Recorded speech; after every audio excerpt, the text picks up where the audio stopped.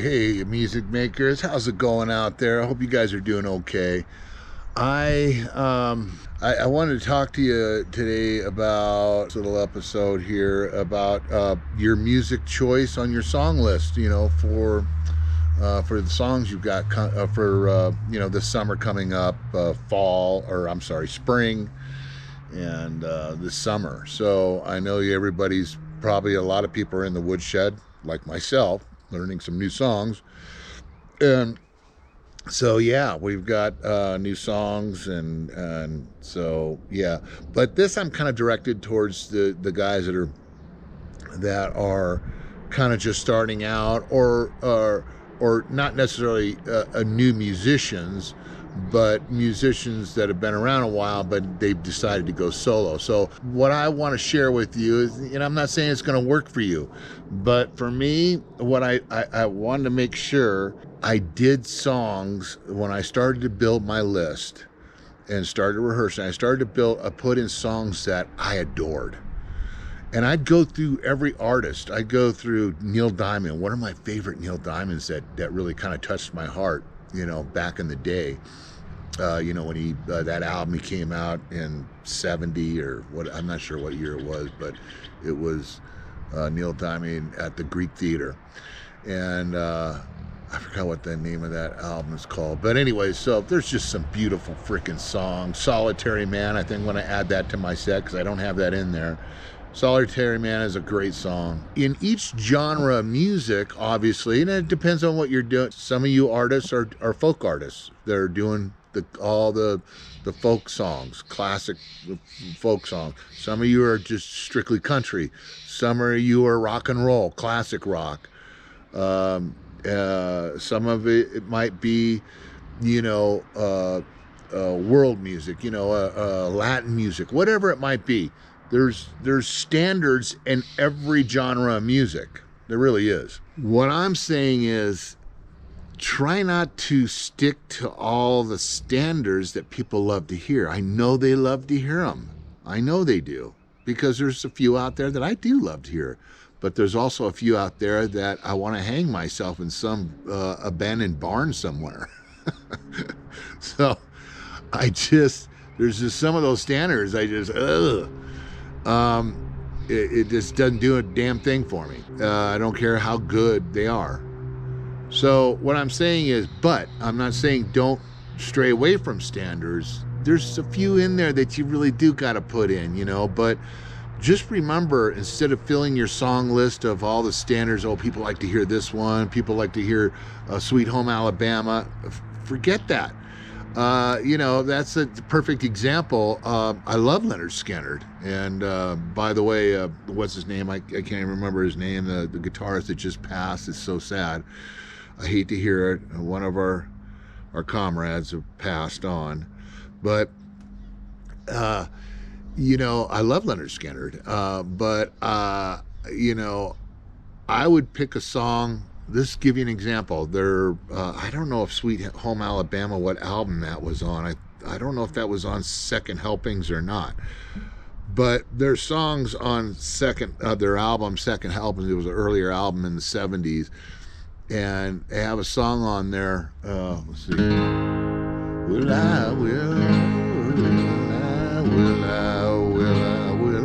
Maybe it's an E. You guys might remember this song.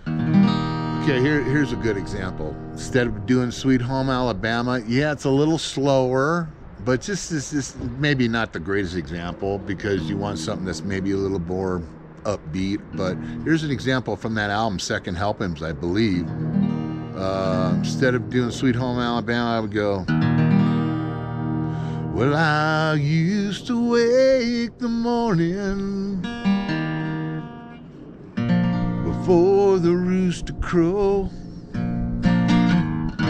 searching for soda bottles to get myself some dough.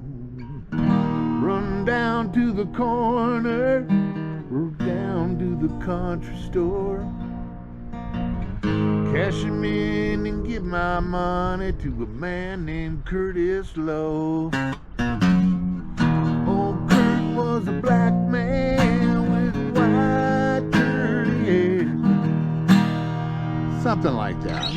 YouTube's probably gonna spank me for that, but anyway, so yeah, just I would just pick songs that are like you can figure it out. You know, you could go, oh my god, okay, Under the Boardwalk, that's another old 50s kind of standard.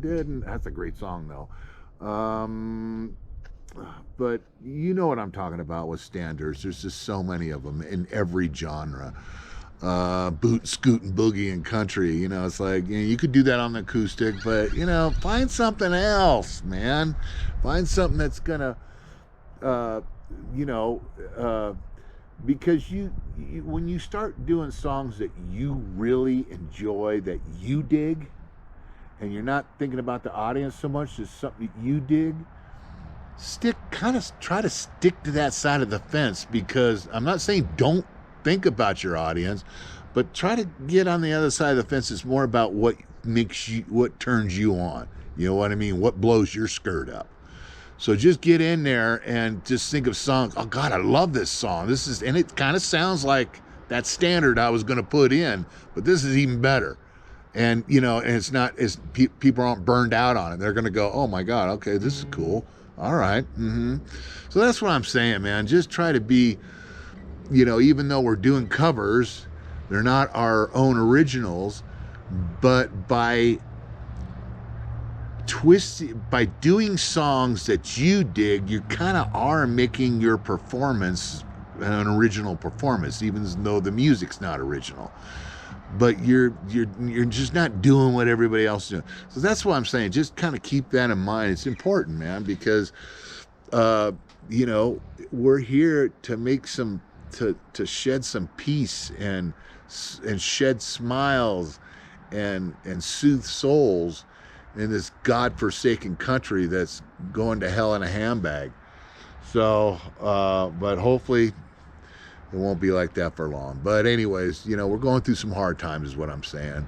And, you know, and there's a lot of angry people out there. So that's what we're here to do, right? We've got our guitar. Oh, by the way, yeah, I got this guy this is a nice little guitar. It says it's, man, I don't know. I didn't know Guild was made in, it doesn't say in here either. I thought for sure it would say Indonesia, but it's a Gretsch.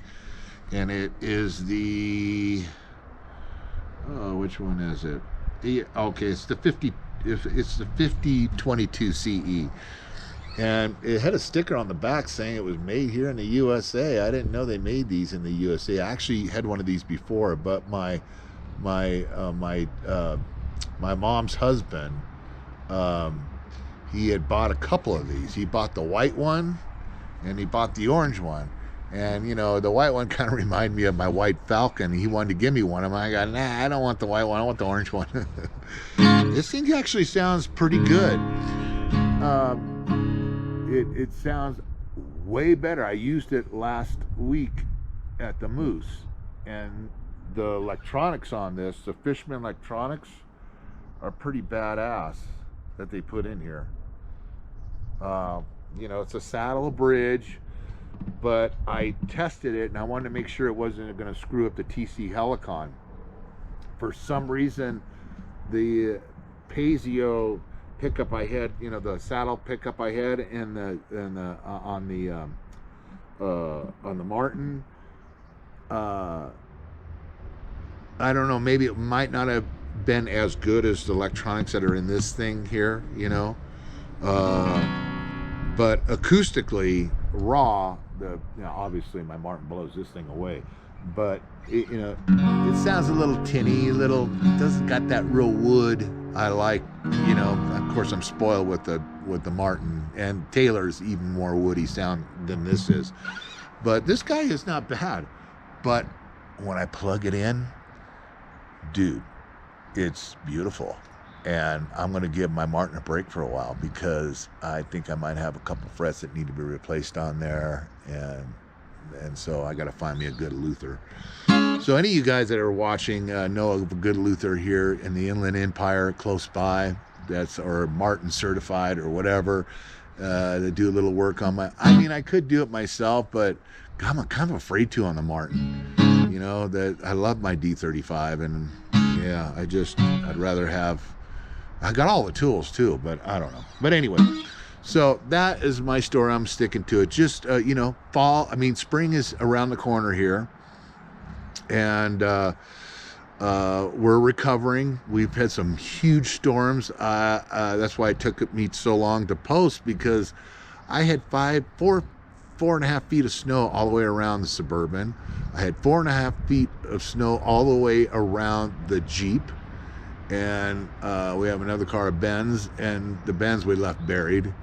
But yeah, so we had to do a lot of snow removal. And it's so weird because the second storm that came in like a week later was just just a couple of days ago, or yesterday and the day before, was rain. So it melted this snow, which was kind of nice.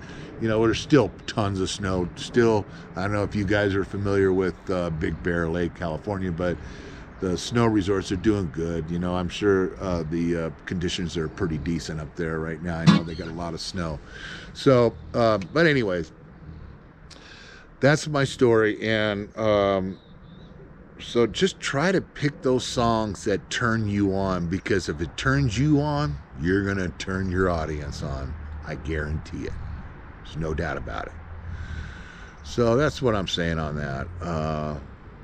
Okay, so, and I want to give a big thanks to everybody. I'm going to repost the song again, because guess what? When I posted up the song that I did, Bury Me Next to Her Grave, I uploaded the wrong track. So yeah, because I was like listening to it the other day, and I'm like on the headphones, I go, wait a minute, where's the bass? I mean, there's bass on there, but it was one of my remixes, because sometimes when I mix and then I'll do a quick master and then bring it out to the truck. I'll burn it onto CD and I'll bring it out to the truck, because I got a Bose system in the truck, and that's how I get how it's going to sound. Or I also have some, some headphones, I don't know, they're like $50 headphones. They're not that expensive, and they're not the ones I use for recording, but because the ones I use for recording headphones are very flat sounding, but these are just cheap $40, $50 ones. They got a lot of bass in them, because that's how they make those headphones.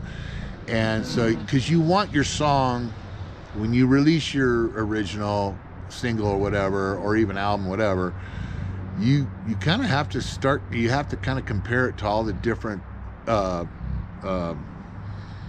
things that you're going to play it out of, whether it's a ghetto blaster or a radio in your house or whatever. You want it to sound good in all aspects of those apparatuses that play music. So, but anyways, yeah. So, but I want to thank you guys so much for the love of that song.